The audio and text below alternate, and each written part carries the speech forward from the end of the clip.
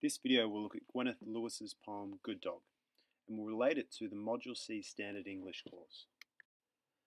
The poem Good Dog explores interactions between domestic pets and the world around them. The subject matter of domestic dogs provides insight into the tension between the domestic world and the natural world, between the confines of social structures and freedom. As a symbol for freedom and loyalty, a reflection on the nature of dogs can encourage an audience to regain a sense of exploration in their own lives, remind us of the need to live in the moment and to appreciate the beauty and joy that can be found in the world around us, and encourage a greater sense of community in a society that too often excludes individuals. Thus, it suggests that the interactions people have with their pets might be considered as more broad reflections of the way individuals interact with humanity and the natural world around them. To add detail to your analysis of this poem, you should familiarise yourself with the terms on the screen now, alongside some of the more generic poetic vocabulary we've looked at for this unit. You should also familiarise yourself with some insights into Gwyneth Lewis's context. As a Welsh poet, she stands for a language that is in decline, and she's spoken of her experience of feeling caught between two worlds, between a Welsh world and the English-speaking world. In addition to considering the notes on the screen, I'd encourage you to read broadly about Gwyneth Lewis, and there are some useful YouTube videos to be found online. I will read through the poem to begin with and then look at the language more closely. As we read through the poem, consider some of the symbols that are being used throughout. Good dog. All pets are part of one animal. They look out at us from domestic eyes, hoping for food and a little love. People who believe in reincarnation feel the concern of departed relatives shine from the hearts of newborn pups. So confide in them, spoil them. A well-placed in a mongrel's ear can save the soul of a dying dog. Ours is a theologian. He knows that sticks in life are more reliable than cats, and that balls are better. Everything thrown is instantly precious, well worth running for. The river he loves and tends to wear it often. A Baptist, he immerses himself with a total abandon, so his otter soul is renewed in the feeder with the bags of crisps and ribbons of algae. He wears the medal of himself with joy. Something there is about a dog draws conversation from frosty men and available women. Trick for lonely boys and girls. Get a dog, walk him. For be it ugly or purebred, a dog on a lead says, here is a love that makes its bargain with bad habits and smells. The brute in a person can accommodate needs far other than its own, allows for beastliness. Some nights our lodger gets his favourite ball, runs into the river, and tramples on the moon. Before looking at some of the speech analysis, I'd encourage you to brainstorm around some of the key ideas for the Module C unit exploring interactions. Use some of the keywords on this slide and brainstorm some of the insights that this poem brings to each key idea. In particular, you might consider the nature of friendship and the way it's depicted in the poem. You might also consider the process of attitudes challenging behaviours in the poem, the way that that might transform your identity and shape future beliefs, and track the way that the poem progresses ideas around this. So as we go through each side, you need to take note of each key piece of analysis, and you need to write your own explanation for the effect of each technique. I'll offer some ideas, but ultimately I'd like you to form your own understanding. So the poem begins with a declarative statement. All pets are part of one animal. And this forms a kind of extended metaphor, a conceit that the poet then tries to work out and explore in its different little nuances. What might it mean that all pets are part of one animal? Well, this is explored through the next few lines. We're given the image that they look at us from domestic eyes. Now, domestic eyes are a synecdoche that suggests something about the way that the animal has become part of the household and domesticated. They look out from us from domestic eyes, hoping for food and a little love. These images and the alliteration on little love creates pathos in the poem. We're encouraged to feel empathy for this animal. And we're encouraged to think as well about the basic desires that we all hold that can ultimately unify us together. If we all shared food and provide a little love to one another in a community, we could well and truly be more united. Now, a series of religious allusions reinforces this idea and explores this conceit further about the interconnection between animals. So it refers to people who believe in reincarnation, and then later on, the onomatopoeic uh, sound is alluding to the religious belief of Zen states in Buddhist religions. And these religions and these ideas of reincarnation and Zen states certainly suggest a belief in an interconnectedness of time and space and everything that surrounds us. Now, this is certainly explored in the symbolism where we see uh, the way that people feel concern for departed relatives shine from the heart of a newborn pup. This idea that we can connect with another being in a similar way that we can connect with family sort of reasserts this idea of the interconnectedness of the world and the way that we can uh, make relationships and make interactions between ourselves and the natural world. Ultimately, the message of the last couple of lines here seems to suggest that this interaction between the person's prayer, the and the dog, ultimately is an interaction that can save both of them. You might also consider some interesting imagery between sort of the high-minded religious illusion and then the quite common everyday language of the mongrel's ear and the way that that synecdoche of mongrel's ear is working to unite both the heights of religion and a very commonplace everyday image.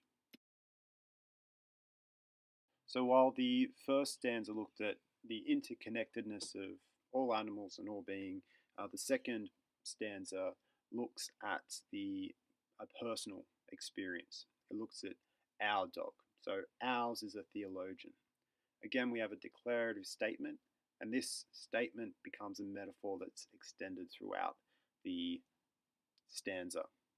It tests and explores and expands this idea about the dog being a theologian, someone who studies religion, who studies the nature of the world. And so, what is his theology? His theology is that sticks in life are more reliable than cats, and that balls are better. What Lewis does here is she explores this theology of being in the moment, of finding joy in the everyday commonplace experiences around us. So everything thrown is instantly precious, well worth running for. The river he loves and tends to wear it often. We're given another religious allusion and religious imagery with the reference to the Baptist tradition. So baptism being a symbol of renewal and submerging in the water being a symbol of renewal. So as a Baptist, he immerses himself with total abandon. So his otter soul is renewed in the feeder with bags of crisps and ribbons of algae. So the dog's theology is to immerse himself both metaphorically and literally in the moment, so that no matter what the outcome, okay, whether it's being covered with algae or being covered with bags of crisps, he's immersed in a moment and engaged in the experience of the world around him. And so, as part of this analogy, the sticks and the balls become metaphors for moments of life where there are opportunities for interactions and joy. And the poet seems to encourage you to pursue those, to chase them, to be in the moment. And it positions, you could say, the cats as a more cynical perspective, someone who might sit on the sideline and not being involved, not being engaged. But above all, the immersion in the moment that this dog experiences, the poet seems to suggest can lead to a spiritual awakening that makes the mundane precious, and we wear the things that we love openly, just as the dog wears the river on his skin. He also then can self-actualize. He can become one with who he is and quite acceptant of who he is. So he wears the medal of himself with joy. He celebrates his desires, his passions, and he lives them out with authenticity. And so these are some of the interactions that the poet might be encouraging the audience to consider and to consider how they might live them out in their own lives. Okay, so we move into stanza 3, and while the first two stanzas had quite strong declarative statements, the third uses inverted syntax.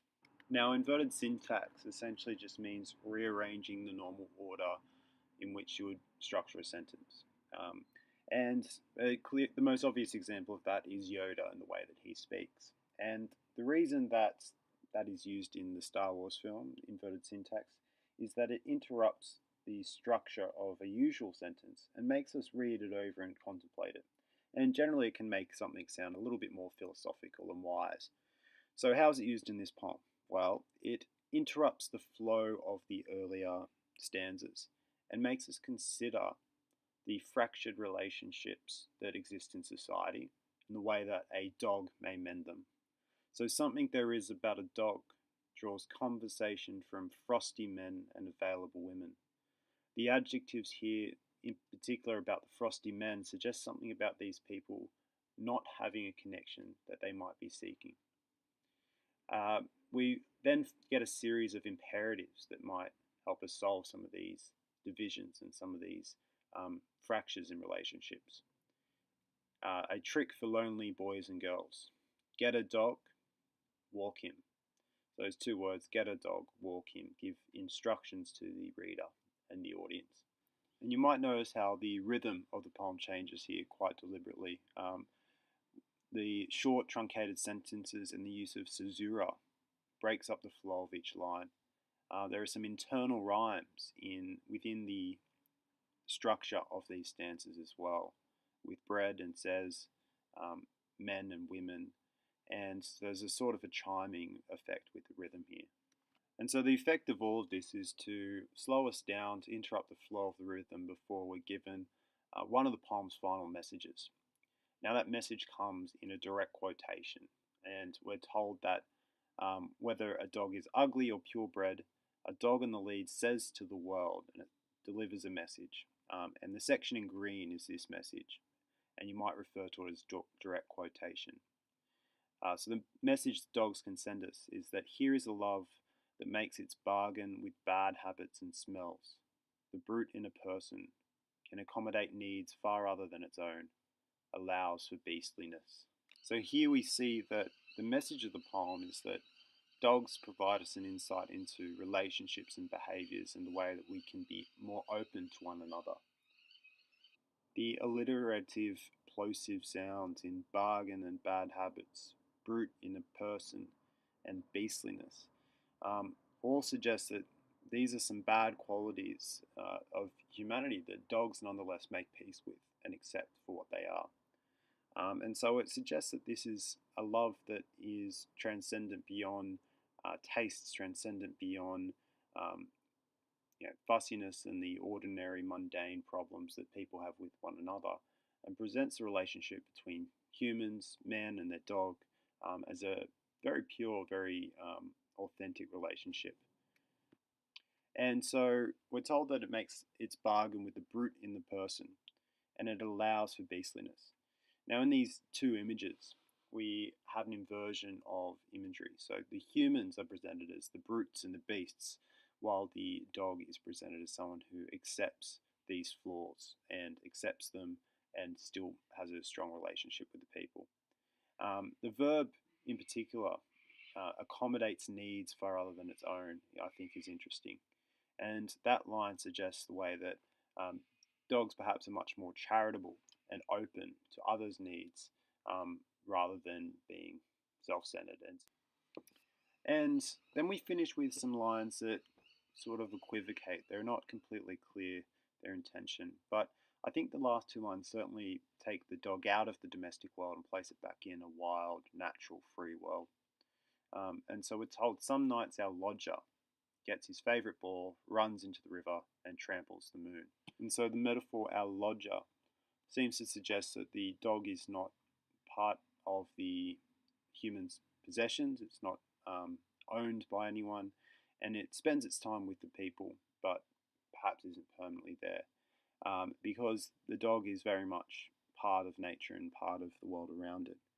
The last line is interesting. It runs into the river and tramples the moon. And so you get a contrast between quite commonplace everyday language in the first couple of lines with quite a transcendent image. The dog trampling the reflection of the moon on the river. And it ends with quite a beautiful image that, again, is suggesting something about the immersion of the dog within nature and having a foot both in the domestic world, but also having a foot in the natural world, and therefore being much richer and more interesting for that. Now, to finish with, you might consider some of the images and ideas in the following film trailer. The film is Red Dog, and I think it really engages with a lot of ideas that we've been talking about in this video. The connection between an individual who might be on the margins of society and an animal, the way that the dog can ultimately bring this community together. So you might watch the video. I'm sure a number of you have seen the film. You might even consider it for a related text for this module. Okay, all the best with the rest of your study. 9.2 seconds and you A doggy for all, but no one in particular. That is, until he met his true master. No dogs on the bus.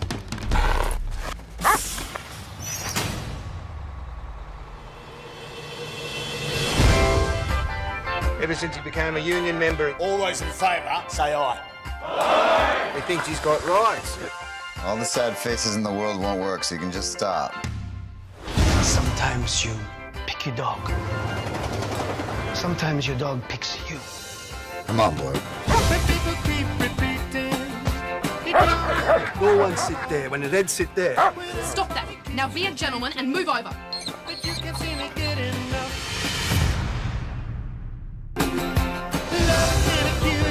Somebody understands this place, the importance of a generous heart. Somebody's like all of us. And that somebody is a dog.